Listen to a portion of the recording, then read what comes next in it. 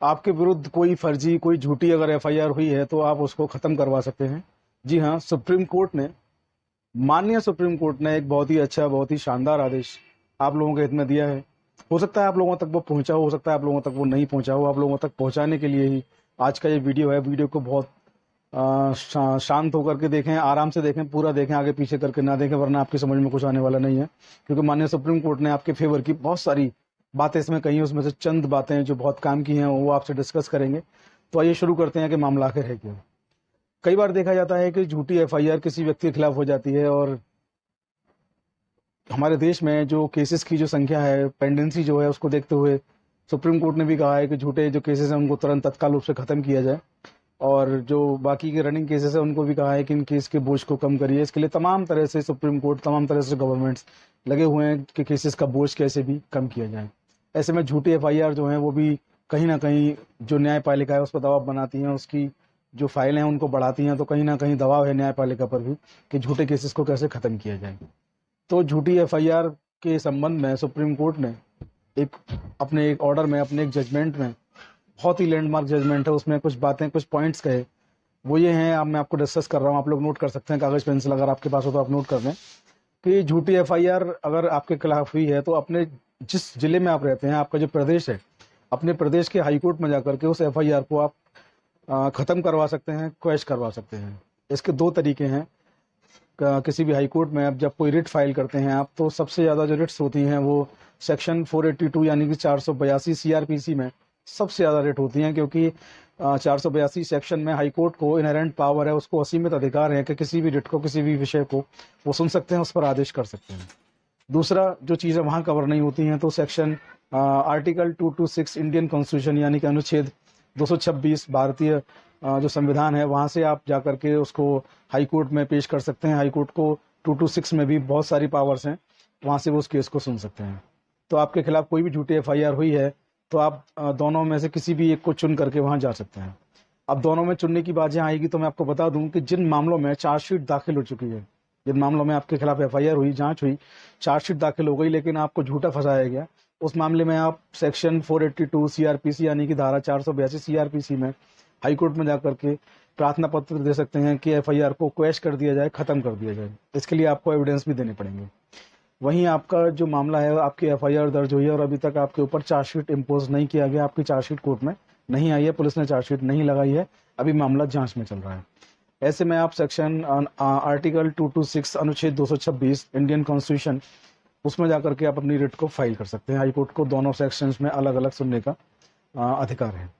तो सबसे पहले आप हाईकोर्ट जाइए, अपनी जो झूठी एफआईआर है उसको खत्म करने के लिए हाईकोर्ट में एप्लीकेशन लगाइए, याचिका डालिए। दूसरा, आप देखिए कि आपका मामला जो है, आपके विरुद्ध जो मामला दर्ज हुआ है वो उसका नेचर क्या है, वो कॉग्निजेबल है या नॉन कॉग्निजेबल है, यानी कि संगीन अपराध बनता है या साधारण अपराध बनता है। अगर संगीन अपराध है उसके सेक्शन अलग होते हैं, उसकी जांच होती है। कई बार ये होता है कि छोटी मोटी मारपीट, गाली गलौज घटना हुई और उसकी रिपोर्ट दर्ज ना होकर के उसकी एनसीआर दर्ज हुई। एनसीआर जो होती है वो गैर संज्ञेय अपराधों में, नॉन कॉग्निजेबल ऑफेंस में वो होती है, और एनसीआर जब होती है तो उसकी जांच नहीं होती, एनसीआर दर्ज होकर रख जाती है। अगर उसकी जांच कोई भी व्यक्ति करवाना चाहता है, जो वादी है, वादी उसकी जांच करवाना चाहता है मुकदमे की उसकी, तो उसको कोर्ट में धारा 155(2) में जाकर सीआरपीसी में कोर्ट को एक आवेदन देना होता है और उस कोर्ट से कहना होता है कि मामले की जांच करवाएं। कोर्ट संबंधित जो थाना होता है उसको आदेशित करता है कि इस एनसीआर की जांच करें, तब उसमें जांच होती है। एनसीआर की जांच बिना कोर्ट के इस आदेश के होना पॉसिबल नहीं है। तो आप ये भी देखें कि जांच किस तरीके की हो रही है। अगर जांच गलत हो रही है उसमें भी आप हाई कोर्ट में जाकर के इसको क्वेश्चन कराने के लिए बोल सकते हैं। तीसरी सबसे अहम बात यह है कि अगर आपके खिलाफ कोई सबूत नहीं है, फिर भी आपके विरुद्ध मुकदमा चल रहा है, तो आप इस आधार पर भी जाकर के अपने मुकदमे को हाई कोर्ट से खत्म करवा सकते हैं। और जो सबसे बड़ी जो बात है, जो किसी व्यक्ति पर जो एफआईआर दर्ज होती है, तो आज के समय में ये देखा जा रहा है, किसी व्यक्ति की जो सामाजिक प्रतिष्ठा होती है, उसका जो मान सम्मान होता है, उसको बहुत सारे लोग हजम नहीं कर पाते। तो कई सारे लोग किसी व्यक्ति पर झूठी रिपोर्ट इस आशय से, इस इंटेंशन से कर देते हैं कि इस व्यक्ति के मान सम्मान में कमी आएगी, इस व्यक्ति के मान सम्मान में गिरावट आएगी।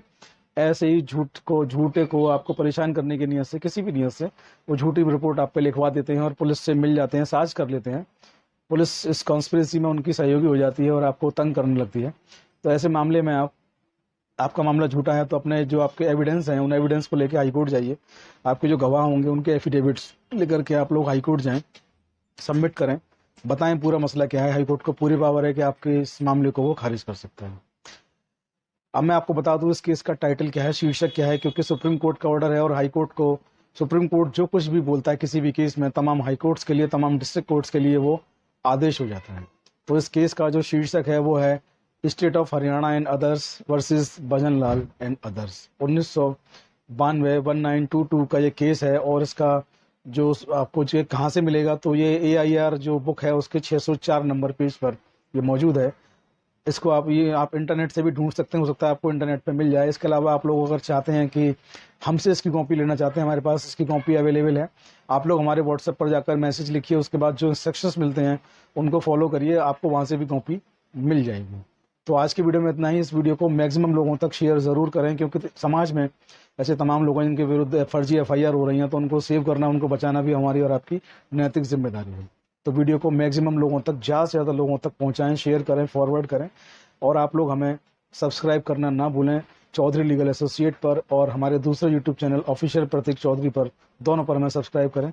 इसके अलावा आप लोग हमें फेसबुक और इंस्टाग्राम पर भी फॉलो कर सकते हैं, शेयर कर सकते हैं, कमेंट कर सकते हैं। आपको करना भी चाहिए, अपना प्यार आपको दिखाना भी चाहिए। ID सेम है, चौधरी लीगल एसोसिएट। सबके लिंक आपको हमारे जो डिस्क्रिप्शन है वहाँ पर मिल जाएंगे। आज के वीडियो में इतना ही। जय हिंद, जय भारत, नमस्कार।